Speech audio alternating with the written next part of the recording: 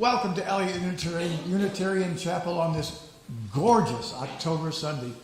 How nice that you've chosen to spend this morning with us. November Sunday. Autumn Sunday. How nice that you've chosen to spend this day with us, whether you're here in person or joining us on Zoom. We are so proud that you have chosen to lend us your presence, and we hope that you will find strength here that will satisfy your needs and leave your strength here to help us. Eliot Chapel is a liberal religious community, intentionally diverse. It is our intention that all people, regardless of their financial circumstances, regardless of their ethnicity, regardless of their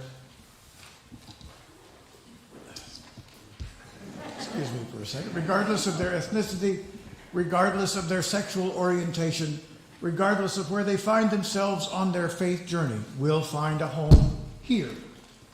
And as I said, gather strength from us.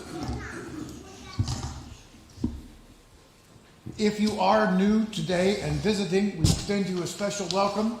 I'll remind you that in the lobby and in the apps over here, there are visitors' cards which you can fill out to let us know that you were here and give us some details about yourself, which we would be glad to have. Those of you who are joining us on Zoom can find the same information on our website.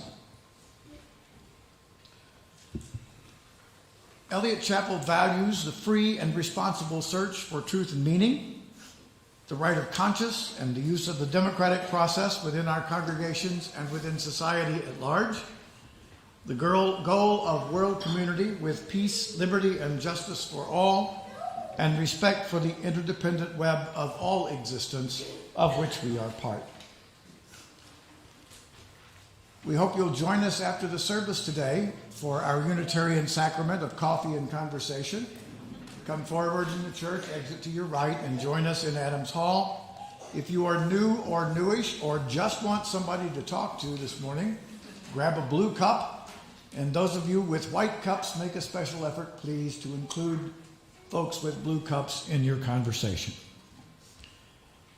Please take a moment to extend our warmest welcome to our new choir director, Nadia Maddox.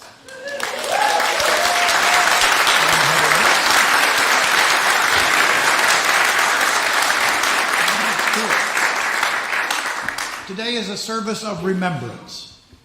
Everyone who is here in person have received a slip of paper as you entered the sanctuary. If you didn't, please raise your hand and the greeters will bring you one. You will have the opportunity to write the names of those you wish to have read in our service today, and you can drop those names into a special basket, which will be coming your way during our time for all ages. Lighting the chalice in Unitarian Universalism is a symbol that we have entered sacred space, with the bowl representing the interdependent web of all existence, of which we are a part, and the flame, the love that burns in each heart. Let us celebrate the power of memory to give us hope. Let us celebrate the power of memory to help us heal. Let us honor the many gifts we have been given by those we love. Our challenge is to affirm and celebrate the joy, goodness, and beauty of life. Now would you stand, please, as you are willing and able, and join in the singing of our opening hymn, number 1046, Shall We Gather at the Rivers.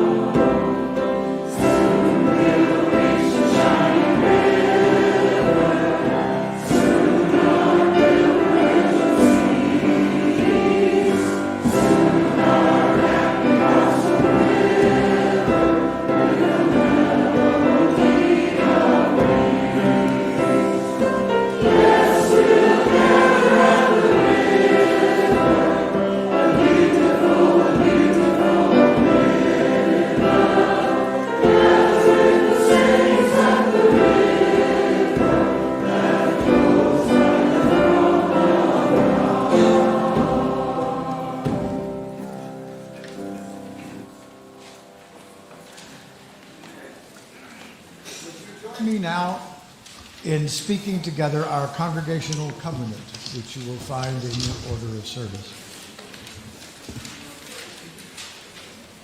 As a free congregation, we promise to one another our mutual trust and support. To create beloved community, we promise to be kinder to each other than we have to be. To listen fully to each other with an open mind and heart. To speak responsibly and effectively. To find ways to improve our church for all members and parents.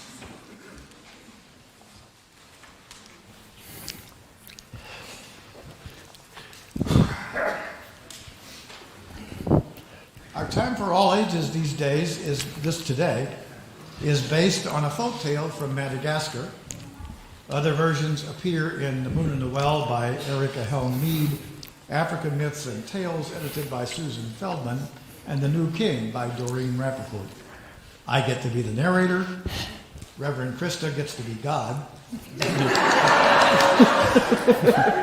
Aaron Pohl joins us as person number 1, and Scott is person number 2. Long, long ago, when God made the first 2 humans and prepared to put them on the earth, God asked them, "Would you rather die like the moon or like the banana tree?" I don't understand. I don't know how to answer your question. What would it be like to die like the banana tree? What would it be like to die like the moon? God explained. The moon dies every month. It slowly but surely gets smaller and smaller in the sky until it is only a tiny sliver. But then it is reborn and it grows bigger every day until it is round and full in the sky. Every month it is the same. The moon grows smaller and then bigger in exactly the same way over and over again forever. I'm not sure I like the idea of getting smaller and smaller until I die. But it is reassuring to think that we would always be born again. What would it be like to die like the banana tree? God answered. The banana tree must die. It will never come back. But first it puts out green shoots that grow up to be a new banana tree. Before dying, the banana tree helps to create new life. Which one will you choose?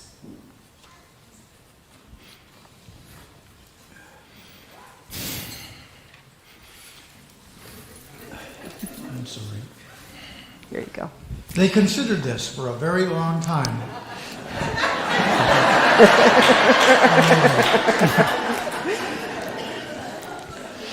Which one would you choose?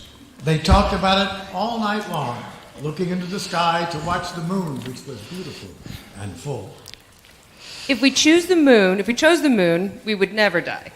But life may get boring and lonely. They would only have each other for company. There would be no one else. If we choose the banana tree, they would have children to love, but in time, we would grow old and die.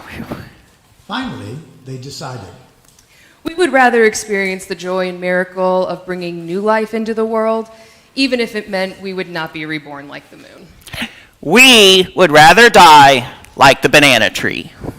And so it was that the first humans chose love. Many children were born, and their children had many children. Their children filled their hearts and lives with love and joy for all the days of their lives. Finally, when they were very old, the time came for the first people to return to the earth, never to come back, just as the banana tree does when it dies. Since that time, all humans must die and make room for new life to grow. So ends our story. Join me in singing our children to their Sunday school classes. From you I receive, to you I give, together we share in this sweet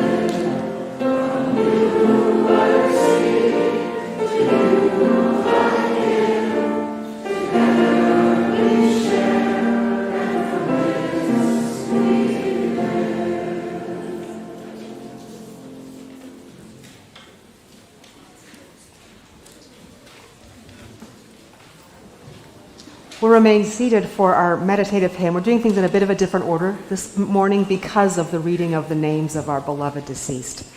So please remain seated for our next hymn, number 396, I Know This Rose Will Open.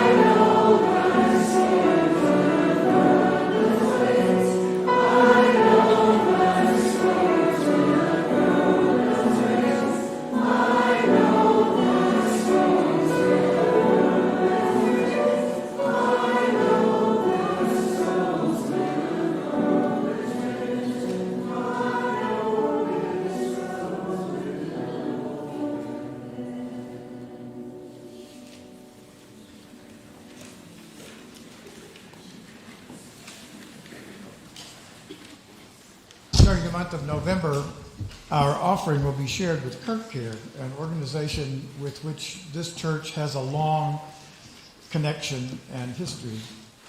Many members of Eliot Chapel have been important volunteers with Kirkwood, and many of us are contributing members of Kirkwood. For those of you who live in the Kirkwood area and don't know this, you can check off your contribution to Kirkwood on your utility bill. It makes it very easy to support this extremely worthwhile organization. And I love the way they put it on their website. Their mission is to ease the pressure on families with limited resources. I heartily recommend to you Kirkwood as we collect our offering this morning.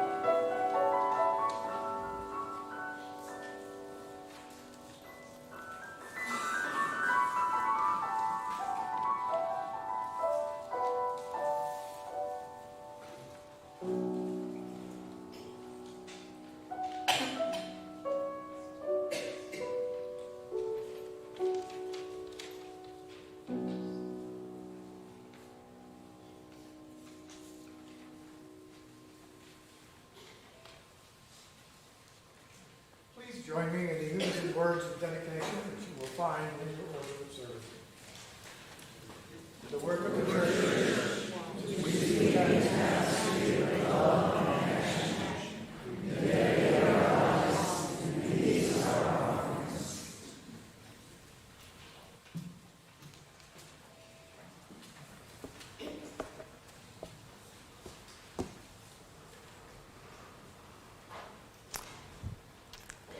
There is power in naming those we have lost.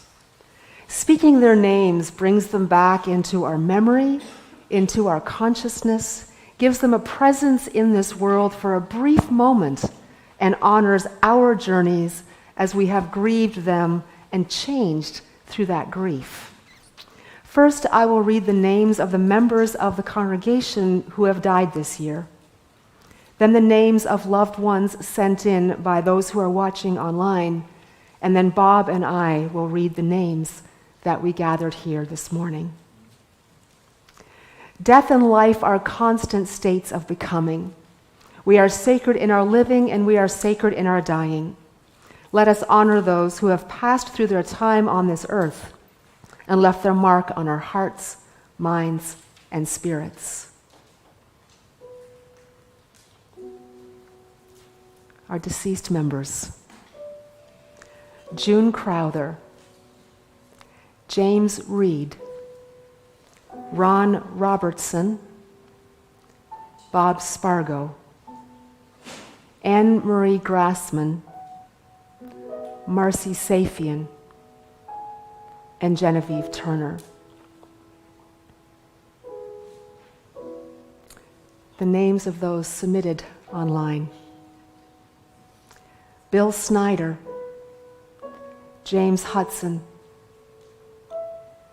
Marilyn Mills Sale, Eliza Taylor Duckworth, Richard Joy Duckworth.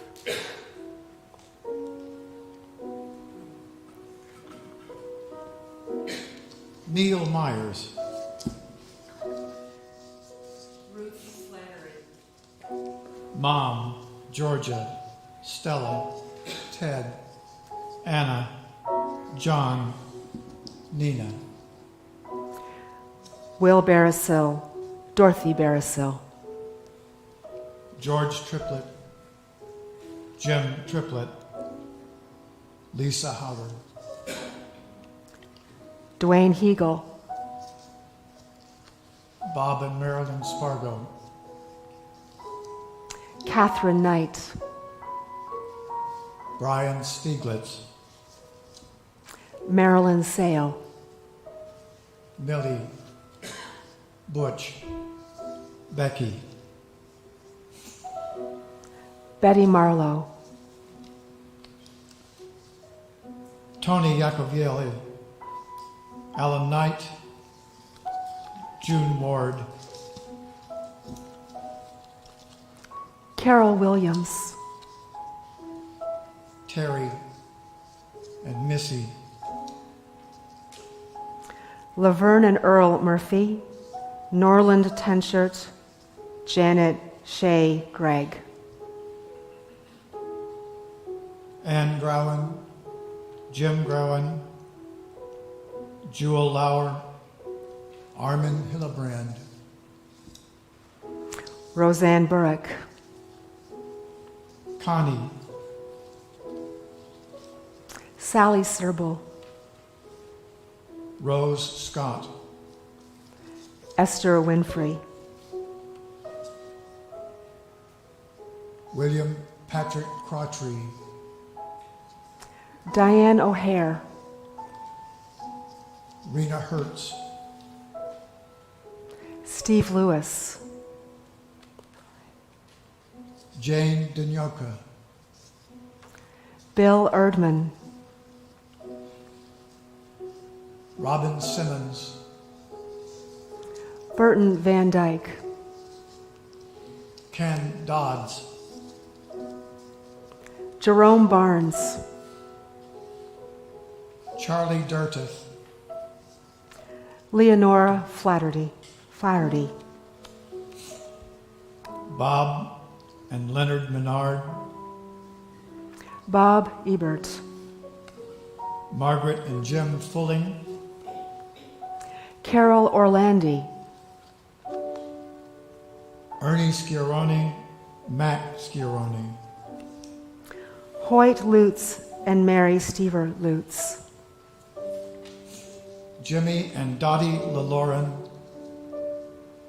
Tom Taylor and Jesse Stever Taylor, Genevieve Turner, Frederick Park, Ron Coleman, Uncle Shaban in Palestine, Linda Castellon, Bill Wagner, Rich Hensley, Ginny Jockish, Michael Mantilla, Don and Doris Ames, Kathy Randolph, Katie Cheeseman, Rick Olch,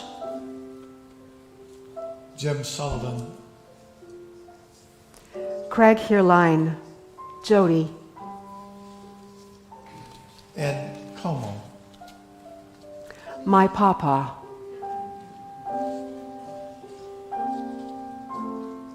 Patricia McGuire, Elizabeth Dahlgren, Marvin Dahlgren, Leona McGuire Dahlgren, Ron Robertson, Betty Esnault, Marcy Safian, my parents and brothers, Dee Dee Becker, Opa, Bill Rund Jr., Patrick Brennan, Charlie Fogelman, Bill Snyder, Todd Yamamoto, Rudy Schmidt, Helen Schmidt, Joseph Weiss, Devon Wilson, Ann Chaplin, Trevor Moynihan, Evelyn Tierney, Barbara Saunders, Frank Saunders, Beverly Monroe, James Monroe, Sarah Yancey, Reverend Karen Ebert, Keith Greer, Sandra, Jennifer McKenzie,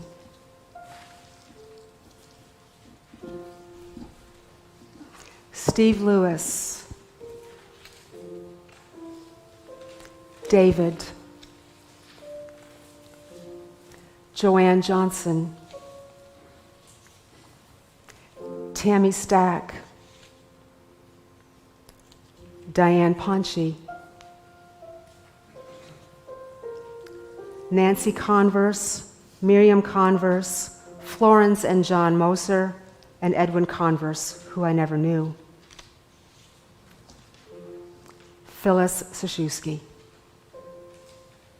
That's the end of the names.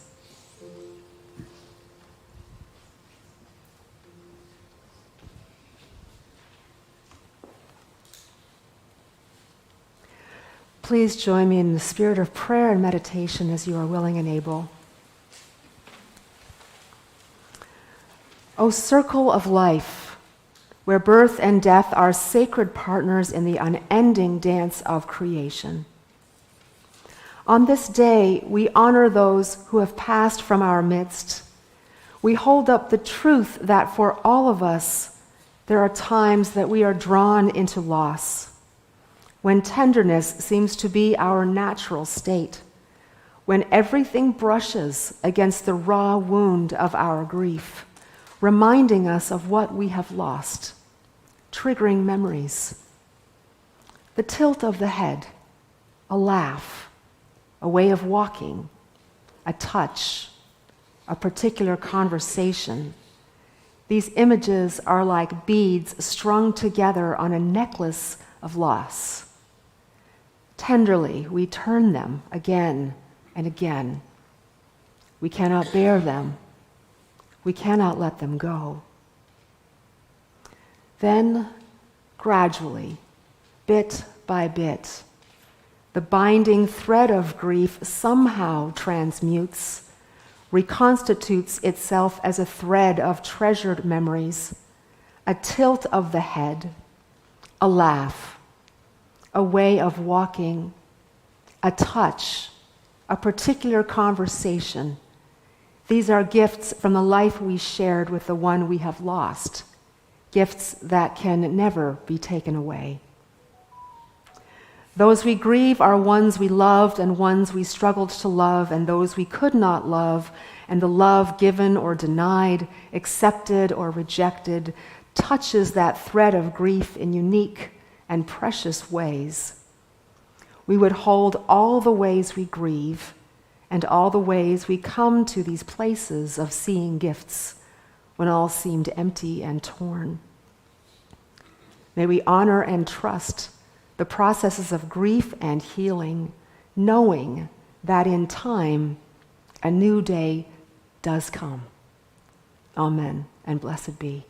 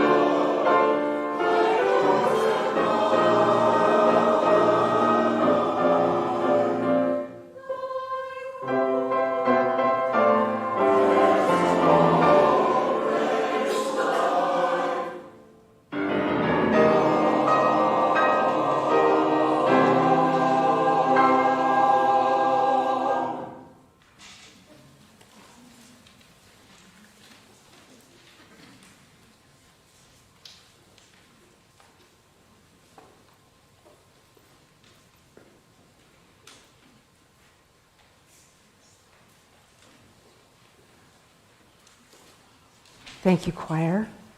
Thank you, David. Welcome, Nadia.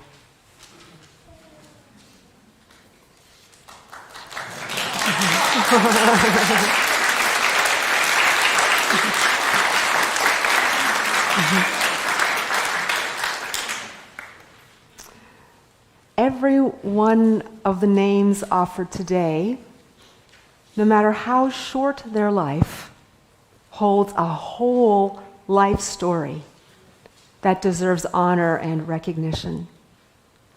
Every one of the names also holds a part of your story. We have heard the names of people and beings who impacted you, who helped to shape you, perhaps made you a better person or a stronger person, or opened your heart. And I'm also certain that we have heard the names of some that we have struggled to love, struggled to let go of. Some broke our hearts, where there are unfinished things that are still working their way through our spirits and may for the rest of our lives.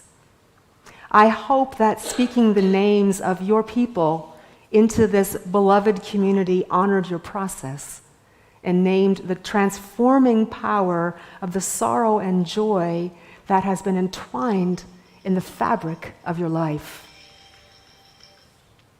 When we think about what it's like to carry loss, there are three things that are very important.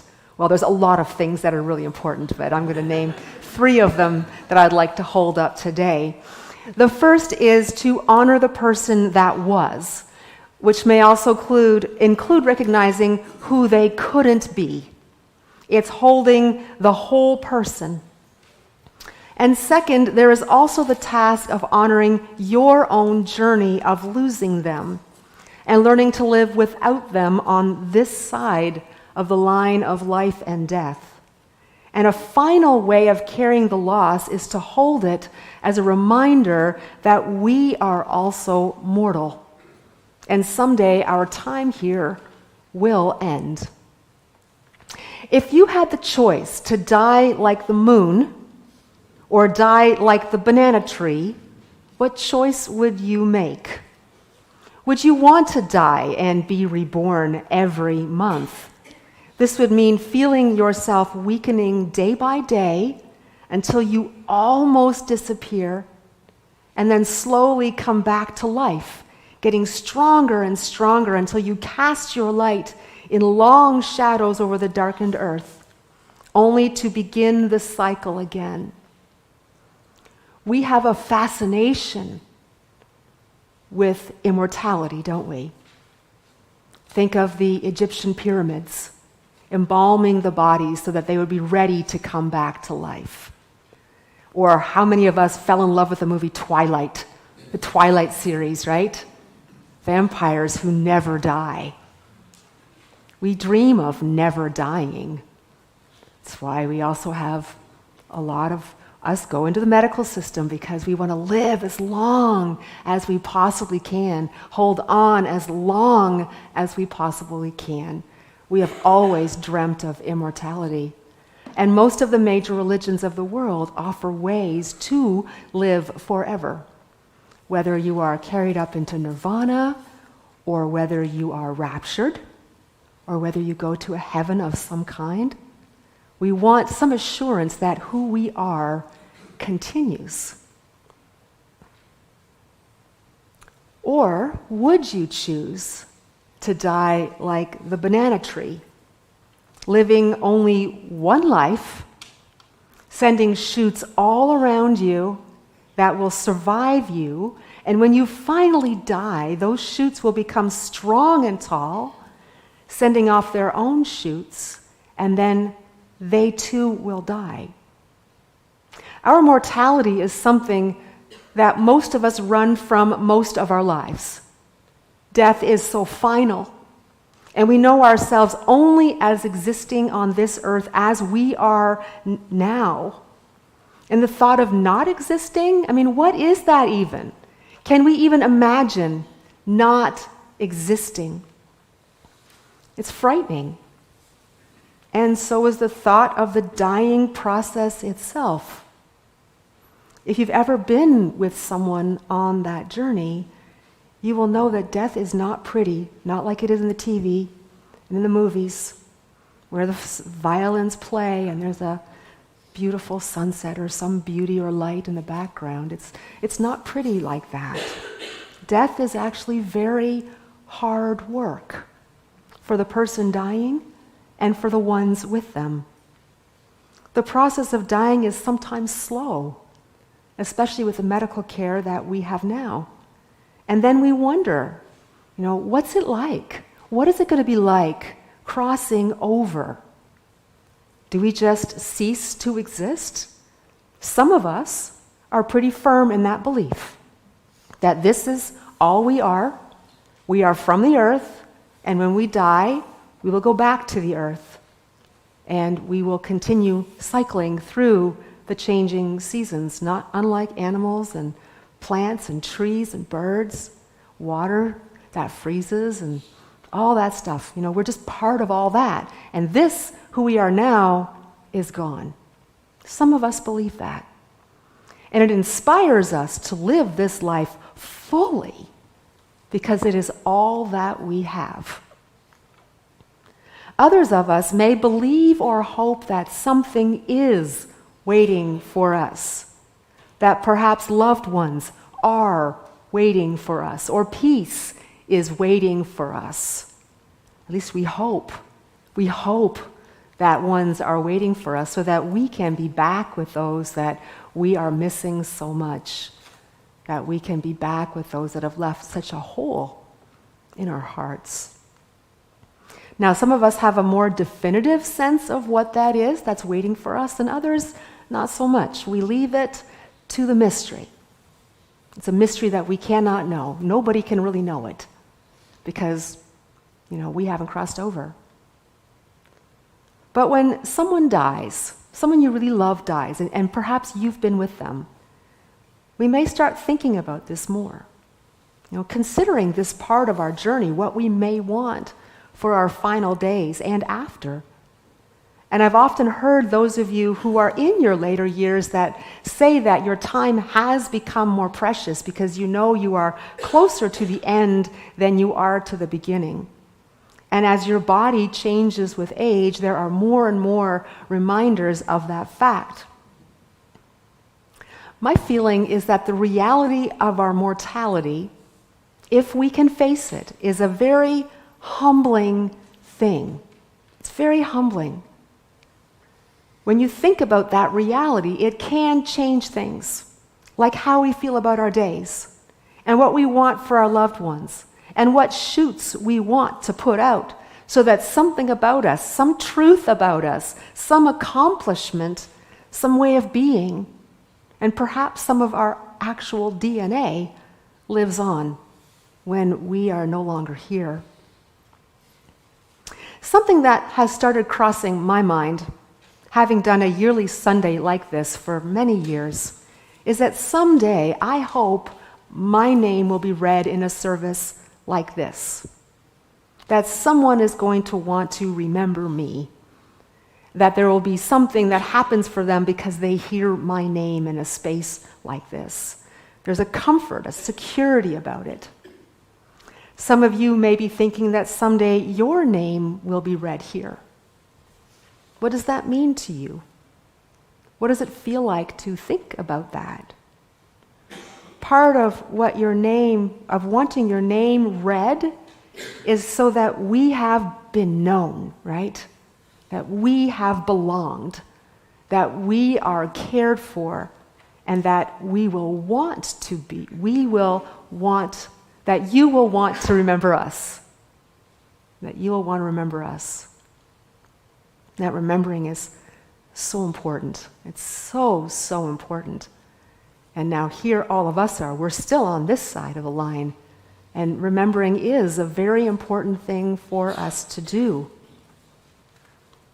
So let's think about how we are remembering those who have died.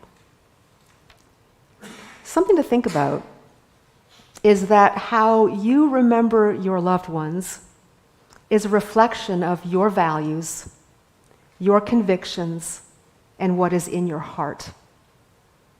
There's no one way to do this, no prescribed path, but it is important, I think, to be intentional about this remembering. Sometimes remembering comes easy, right? Like we have a good memory, we have positive feelings about the person we are remembering. There's so much to hold on to. We want to sift through it all. But sometimes this remembering, it comes hard. Because the person we are remembering, it's complicated. We may be relieved that they're no longer here. We may be struggling with how they have hurt us, or we hurt them. We may be struggling with forgiveness or regret or anger or guilt. And what's important to consider, again, is that how you remember these loved ones is also not a reflection of them. It is a reflection of you. Because we are responsible for holding and working with what was given to us, the good and the bad. We have to ensure that we are staying true to our core values, discerning what those values are, and possibly stopping a cycle that we became part of. You know, those of us who've come from difficult backgrounds, one of the biggest things I always hear is, I don't want to repeat the cycle, right? You want to be the break from what was and what can be. And remembering is one way that we do that work. And it has to be on your own terms. Nobody can force you. Nobody can give you a timeline. Nobody can tell you you have to do it now. It has to be your path, your way, your call, and in your power.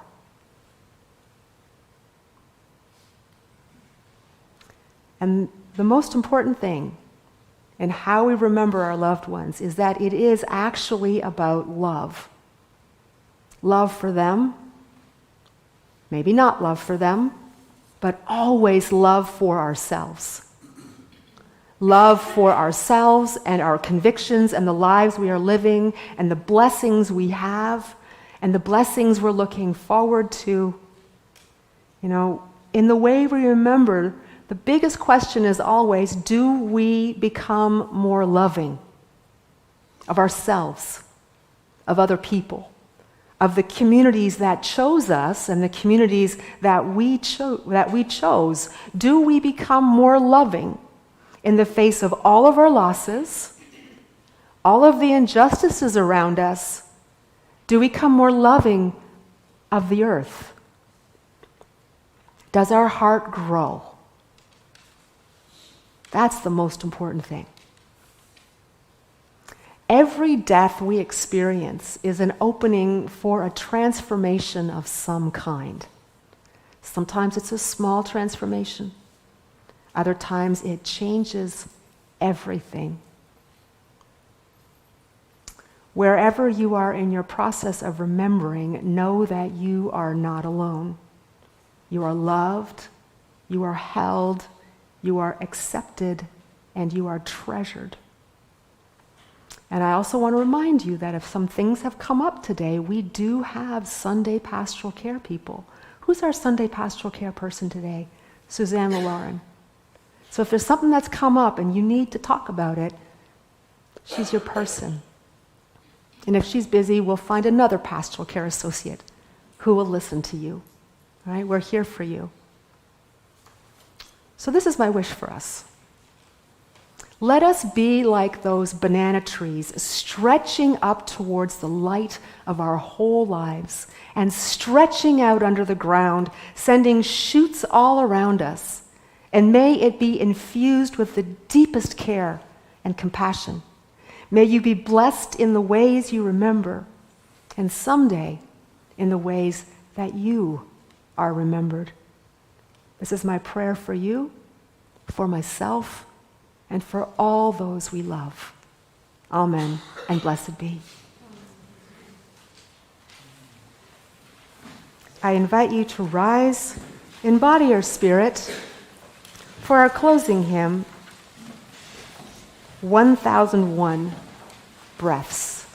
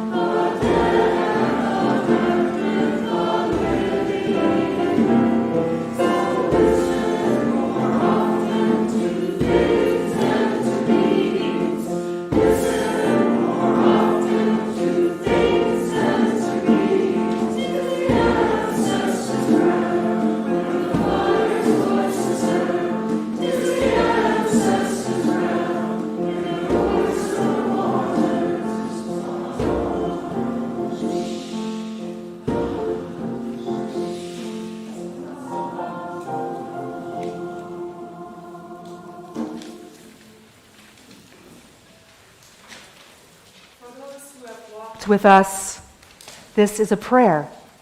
For those who have gone ahead, this is a blessing. For those who touched and tended us, who lingered with us while they lived, this is a thanksgiving. And for those who still journey with us, this is a benediction. Amen.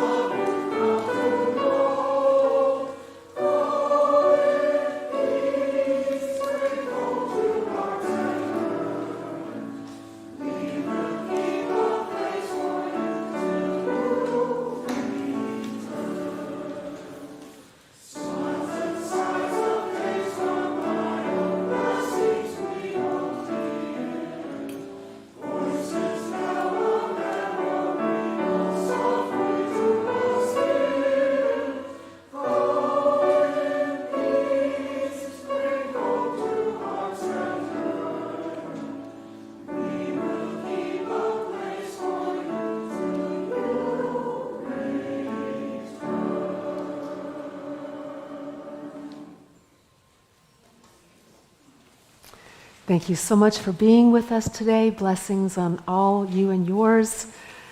Have a great week. Go in peace.